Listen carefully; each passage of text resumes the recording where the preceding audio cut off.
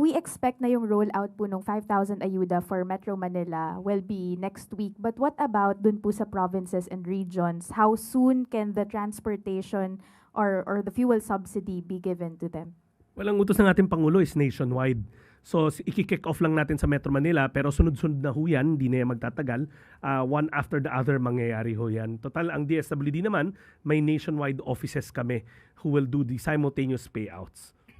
Sir, I understand that the DSWD has several programs para doon po sa mga nasa laylayan. Pero what is the government preparing for ordinary middle-class Filipinos who rely on their private motorcycles or even vehicles going to and from work or taking their children to school? Yung mga hindi po nagko-commute pero hindi rin naman po ganun kayaman and umaaray din po sa taas ng presyo ng langis.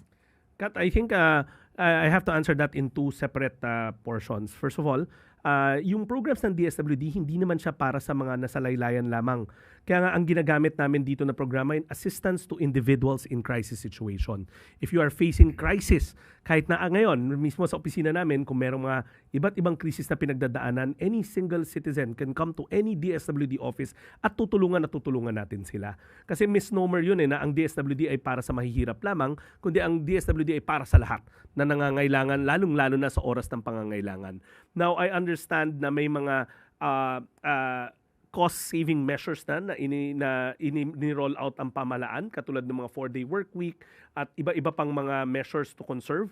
So siguro yun naman yung mag-a-address doon sa second part ng tanong nyo, doon sa mga nasa private sector. But again, kung titignan nyo yung menu ng AX namin, I'd rather call it Access Mas Mabilis, mas shorthand, marami doon. Meron kami doon yung papasok ka doon sa cash relief assistance. Halimbawa, biglang naapektuhan na yung trabaho mo, hindi ka na nakakapasok, then these are welfare instruments that the DSWD can extend.